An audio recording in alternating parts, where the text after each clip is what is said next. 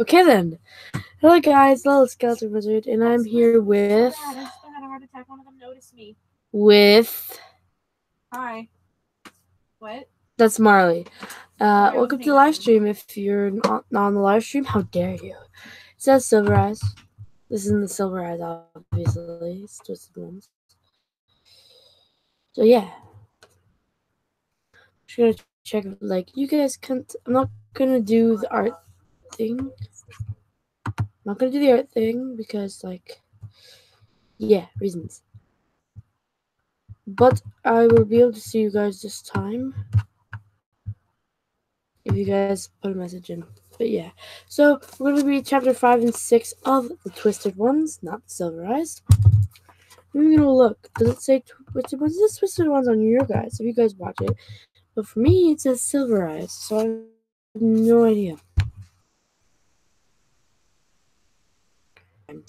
Yes, some of you are learning right here in this class. Dr. Triple students laughed nervously, but she continued, joke. When we learn, our minds must decide where we will store the information. Unconsciously, we determine what group of things. Oh, shoot. I just broke everything. Nothing. What'd you do? Nothing. Breaking my whole set here. Jeez. That's like. Wasn't this right? No. Okay. I think I'm good. This is why you should watch it live, because then you know that, like, what I'm doing is. Can you hear me? Speak.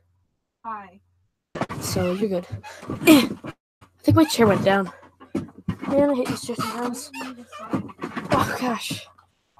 Why do I hate this chair? It's kind of obvious now.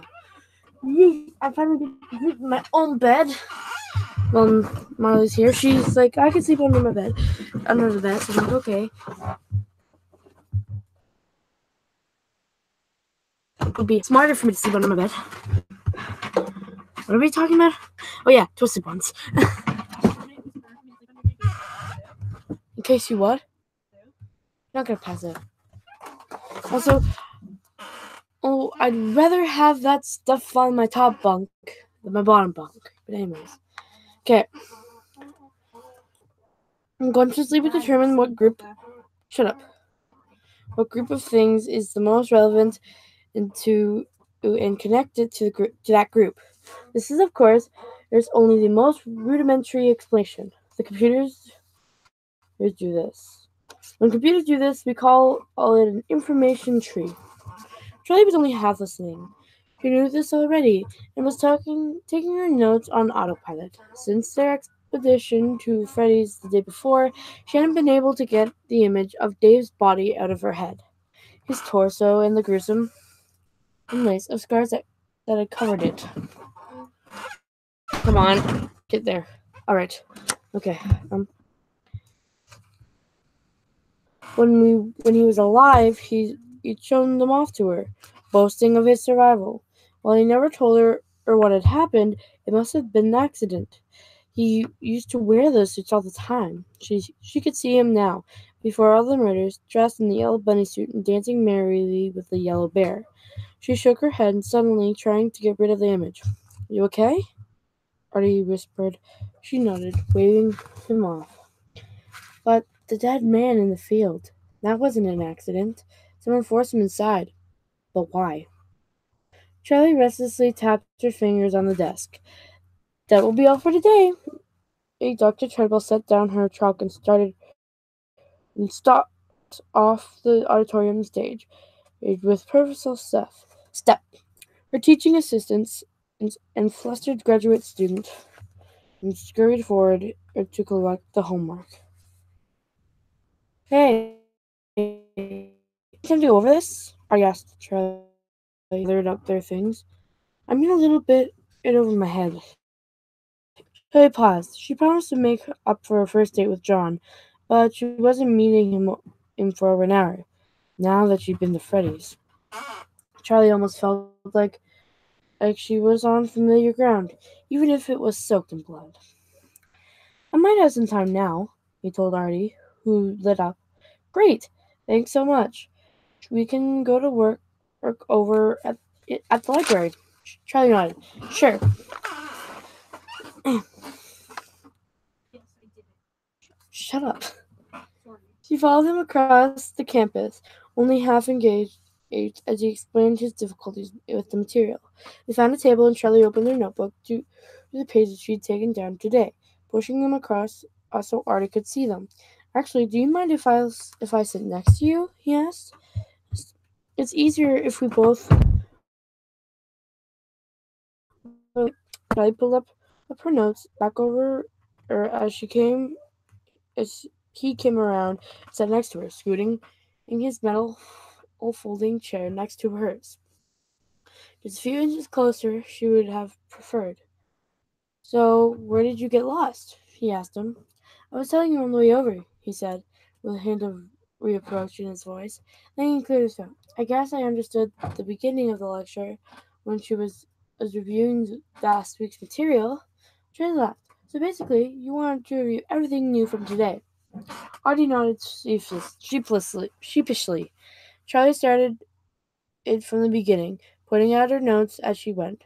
As she flipped through the pages, she noticed her own scribbles in the margins. Charlie leaned in closer.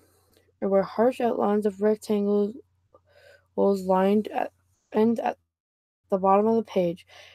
They were all colored in, like slabs of granite. She stared at them with a sensation of deja vu, like they were important. I don't remember drawing that, she thought uneasily. Then, it's just doodles. Everybody I killed doodles. a goat. Shut up! She turned the page into the next segment of the lecture, and a strange alertness rose in the base of her neck, as if someone might be watching her. There were more doodles in the margins of this page, too. The next one, some scribbles, all of them rectangles. Some were large and some were small. Some scribbled and some outlined so solidly that her pen had wet at the paper through and torn it. All of them were vertical, taller than they were wide. Charlie stared, tilting her head to see from different angles, until something pinked inside. Sammy, she thought. Then, is this you? Does this mean something? I don't understand. Charlie as he watched, he turned the page again. The next pages were the same. They were filled with neat, clear notes, but little rectangles were squashed in between the bullet points, scrambled into the margins, and tucked away where the lines came up short. Quickly, Artie flipped the page back. He looked up at her and smiled, but her eyes were weary. Why don't you try the first problem here? Charlie suggested. Artie bent over his worksheet, and Charlie stared down at a notebook. Her mind kept returning to her father's house. The shapes she'd drawn only made the impulse stronger. I have to go back. Are you okay? Artie leaned cautiously, and Charlie stared down at the notebook. Hold on a sec, guys. I just need to fix something so I can actually. Because something's annoying me. Sorry. Are you okay? Artie leaned cautiously. Charlie stared her down at her notebook. Now she had noticed the rectangles seemed more prominent than the notes. She could focus on nothing else. I have to go back. Charlie shut the notebook and blinked hard. She ignored Artie's question, shoving her notebook into her backpack. I have to go, she said, as she stood up. But I'm still stuck on the first problem, Artie said. I'm sorry, I really am. She called over her shoulder as she hurried away. She bumped into two people as they passed the circulation desk, but was too flushed to offer an apology.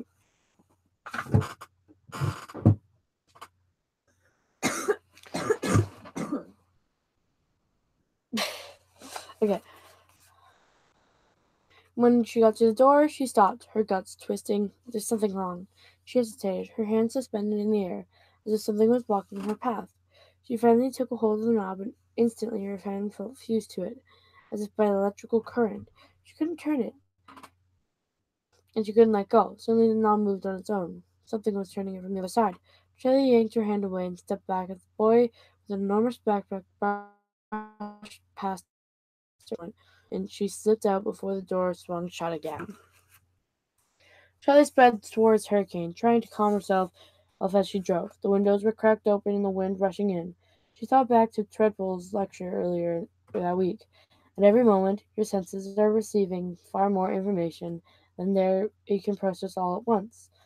Maybe that was Artie's problem in class. Charlie gazed at the mountains ahead, the open fields on either side. Watching them go by, she began to feel like some restraint had been loosened. She'd been spending too much time in her own room or class, and not enough out in the world. It was making her jumpy, exaggerate, exaggerating her natural awkwardness. She rolled the window down further, letting the air over the field to her right. A few birds were circling. No, Charlie stopped the car. No, Charlie stopped the car. Something was wrong. She got a feeling ridiculous. The last few days had put her trigger. The birds were too large. Realizing they were turkey vultures, and some of them were already on the ground. Cautiously approaching, they looked like prone figure. Could be anything. She leaned against the car, probably just a dead animal.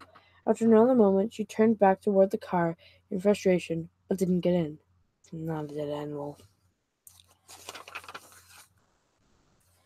She clenched her teeth and started to the spot the vultures were circling. As she got closer, the birds on the ground flapped their wings into the sight of her and soared away. Charlie dropped to her knees. It was a woman. Charlie's eyes went first to her clothing. It was ripped up, just like the dead man Clay Burke had shown her. She leaned over to check the woman's neck, though she knew what she would find. There were deep, ugly gouges from spring locks of an animatronic suit, but before she could examine them closely, Charlie stopped, horrified. She looks just like me. The woman's face was bruised and scratched, with obscured features. Charlie shook her head. It was easier to imagine more of a resemblance than there really was. But her hair was brown and cut like Charlie's. Her face was the same in round shape, with the same complexion. Her features were different, but not that different. Charlie stood up and took a deliberate step back from the woman, suddenly aware of how exposed she was in the open field. Clay. I need to call Clay. She looked up at the sky, wishing for a way to keep the vultures at bay, to protect the body. I'm sorry, she whispered to the dead woman. I'll be back. Charlie started off to the car. She broke into a run, faster and faster across the field until she ran like something was right behind her. She got in and slammed the door, locking the door as she was inside. Panting heavily, Charlie thought out for a second. She was about halfway between Hurricane and school, but there was a gas station just down the road where she could call Clay. With a last glance at the spot where the body lay, Charlie pulled out onto the road. The gas station seemed to be empty. As she arrived, Charlie realized that she had never actually seen anyone fueling up here. Is this a working gas station? The place was an old and shabby, which she'd noticed passing by, but she'd never stopped in to look around. The pumps looked functional, though not new, and there were no shelter above them. They simply stood on concrete blocks in the middle of a gravel driveway, exposed to the weather. The little building attached to the station might have been painted white once, but the paint had worn down to reveal gray boards underneath. It seemed to be tilting slightly, slipping on its foundation. There was a window, but it was filthy, almost the same color gray as the building's outside walls. Kelly hesitated, and then there was a door that and knocked. A young man answered, about Charlie's age, wearing a St. John's College t-shirt and jeans. Yeah, he said, giving her a blank stare. Are you open? Yeah, he said, chewing gum, and wiped his hands on his grimy jeans. Charlie took a deep breath. I really need to use your phone. Boy opened the door and let her in. And there was more space inside than she'd thought. In addition to the counter, there was a convenience store, although most of the shelves were empty and the line of refrigerators at the back were dark. A young man was looking at Charlie expectantly. Can I use your phone? She asked again. Bones for customers only, he said. Okay. Charlie gets back to her car. I'll get gas on the way out. Pump's broken. Maybe you want something out of the cooler, he said, nodding to a grimy freezer with a sliding glass top, the faded patch of red paint that must have once been the logo. We've got popsicles. I don't. Fine, I'll take a popsicle, Charlie said. Pick out any one you want. Charlie leaned into the cooler. Pale, glassy eyes, I stared back at her. Beneath them and was a furry red muzzle. Oh, its mouth open and posed to snap. Charlie screamed and hurtled backwards, banging into a shelf behind her. Several cans fell off the shelf and rolled across the floor. The sound echoed in the empty space. What is that? Charlie yelled. The boy was cackling so hard he was gasping for breath. Peering back inside, Charlie realized that someone had placed a taxidermic animal in the cooler, maybe a coyote. That was great, he finally managed to say. Charlie drew herself up, shaking with rage. I would like to use your phone now, she said coldly. The boy beckoned her to the counter, all smiles, and handed her a rotary phone. No long distance, though, he warned. Charlie turned her back and dialed, walking towards the cooler as the phone rang. She peered in the top, studying the stuffed animal from the high angle. Clay Burke here. Clay, it's Charlie. Listen, I need you to meet me. It's another. She glanced at the young man behind the counter, who was watching her intently, not trying to hide the fact he was listening. It's like that thing you showed me before, with the cows. What? Charlie, where are you? I'm at a gas station a few miles from you. Looks like someone painted it an outhouse. Hey, boy behind the counter straightened for a moment and taking offense. Right. I know where you're at. I'll be right there. There was a click from the other end. Thanks for the phone, Charlie said begrudgingly, and left without waiting for a reply. Charlie crouched again where the woman's body lay. She looked anxiously up the road for Clay's car, but it didn't appear. At least the vultures hadn't returned. I could just stay until he gets here, she thought, but Charlie didn't move from her spot. Or stay in the car. Charlie didn't move from her spot. The woman had died horribly and been abandoned in a field. Now at least she didn't have to be alone. The more Charlie looked at her, the harder it was to dismiss the resemblance. Charlie shivered even though the sun was warm on her back. She was filling with a cold, crawling dread. Charlie? Charlie spun around to see Clay Burke, then sighed and shook her head. Sorry, I got here as fast as I could, he said lightly and smiled. It's okay. I'm just on the edge today. I think that's the third time I've jumped in the air when someone said my name. Clay wasn't listening, his eyes fixed on the body. He knelt carefully beside it, scrutinizing it. Charlie could almost see him filing every detail away. She held her breath, not wanting to disturb him. Wait, let's see, how long is this chapter now? 103, we're at 97, okay. Did you touch the body? He asked simply, not looking away from the corpse. Corpse? Yes, she admitted. I checked to see if she had the same injuries as the man. Did she? Yes, I think. I know she was killed by the same way. Clay nodded. Charlie watched as he got up and circled the woman, dropping down to look more closely at her head, and again and at her feet. Finally, he turned his attention to Charlie again. How'd you find her? He asked. I saw birds, vultures, circling above in the field. I went to check. Why did you go check? His eyes were hard, and Charlie felt a tickle of fear. Surely Clay didn't suspect her. Why wouldn't he? She thought. Who else would know how to use spring locks? I bet he could come up with a million theories about me. Twisted girl avenged his father's death. Acts of psychodrama. Film at 11. She took a deep breath, meeting Clay's eyes. I checked because of the body you showed me. It was in a field. I thought it might be another one. She kept her voice steady as she could. Clay nodded, and steely expression slipping from his face, replaced by worry. Charlie, this girl looks like you, he said bluntly. Not that much like me. She could be your twin. Clay said. Do you think Sandy was a girl? Can you turn the page for me? Thank you. I mean, she could be a girl. Sammy could be a girl. How dare you assume their gender? Kidding. No, tried Simmer harshly. Then she nodded. She looked nothing like my twin. Clay gave her a puzzled look. Then comprehension dawned. I'm sorry, you had a twin, didn't you? Your brother? I barely remember him, she said softly, then swallowed. All I do is remember him.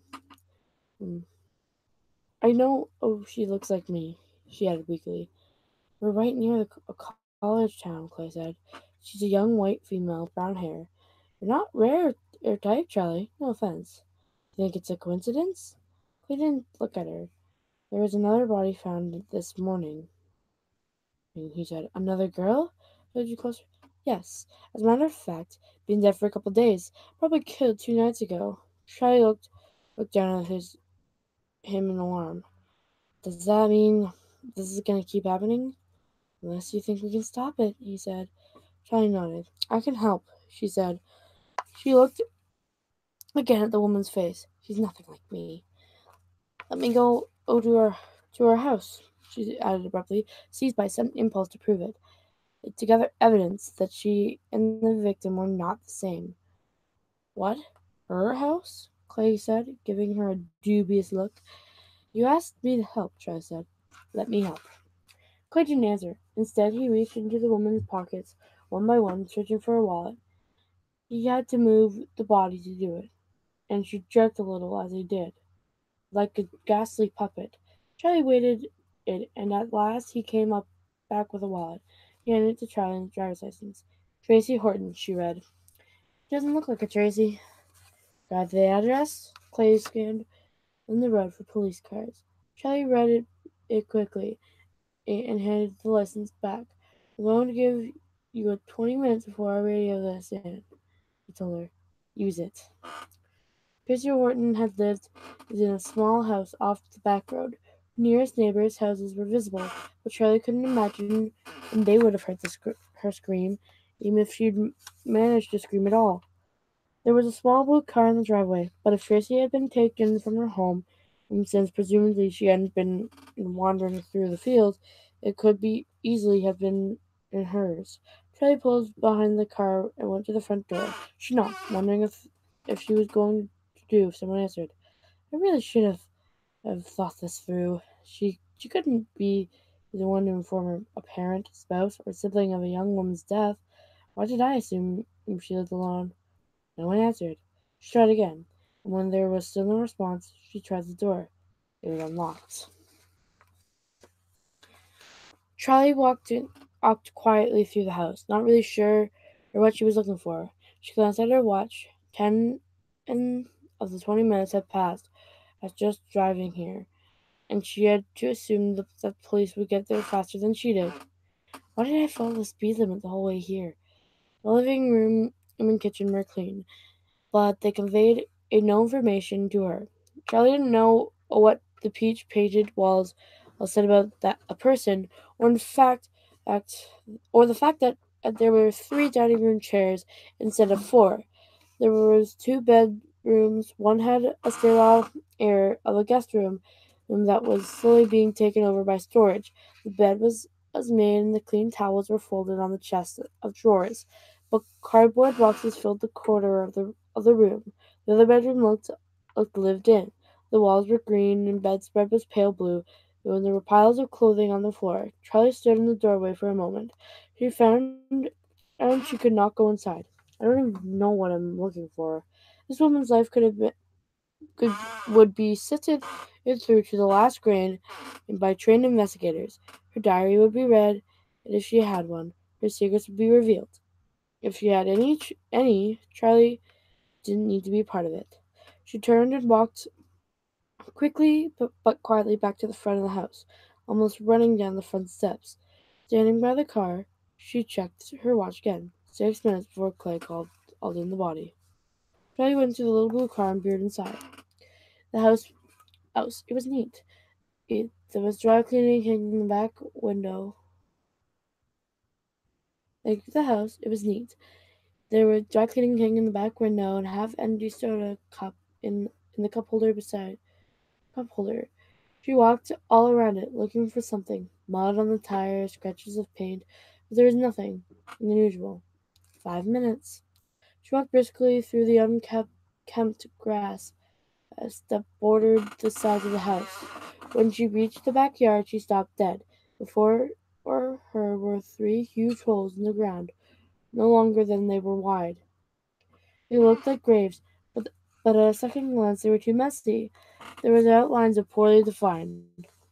Charlie walked around them in a circle. They were lined up next to one another, uh, and they were shallow, but the dirt right at the bottom was loose. Charlie grabbed a stick off the ground and poked it into the middle of the hole. Well, it went almost a foot before it stopped up by denser soil. She dug dirt. The dirt dug out of them strewn messily around. Whoever dug the holes had carelessly tossed it everywhere, not bothering to pile it up. 2 minutes. Charlie hesitated for another moment, then lowered herself into the middle hole. Her feet sunk into the loose dirt as she fought to steady herself, catching her balance. It wasn't too deep. The wells came up to her waist. She knelt and put her palm against the wall of the grave, the hole. She reminded herself of the dirt was loose here, or too, and the walls was rough. Yeah, we're not going to be able to read chapter 6, so I'm just going to have to retitle this afterwards. Something had been hidden there, under the ground. The air was growing thin. I'm running out of oxygen. I will die like this, alone in the dark. Charlie's throat seized, as if she felt as if she couldn't breathe. She climbed out of the hole and up onto the grass of Tracy Horton's backyard. Charlie took a deep breath, focusing her attention on pushing away the panic when she was free of it. She checked her watch. -1 minute. He's already called them, but something's kept her there. Something familiar. The loose dirt. Charlie's mind raced. Something climbed out of these. From the distance, a siren was wailing. It would be here in no time. Charlie hurried to her car and pulled out of the driveway, taking the first corner without caring where it would take her. The hole stayed in her mind, and the image was like a stain. So that was chapter 5 of The Twisted Buttons. I'm going to change this title in post, but if you like this, press subscribe, press the like button, and get hyped for chapter 6. I believe, like the other book, there should be 13 chapters. If there isn't, I'm going to be very upset with Scott. How dare! How dare! There's 14 chapters. How dare! Anyways, that's it, guys. I'm Lulu the Skeleton Wizard. Are you even awake? I don't think she's awake. That was Marley. This is The Twisted Ones by Scott Cawthon and Kira Breed. This was the 5th chapter of The Twisted Ones. We're almost halfway through. Anyways, thank you guys so much for watching. Peace out, my dudes.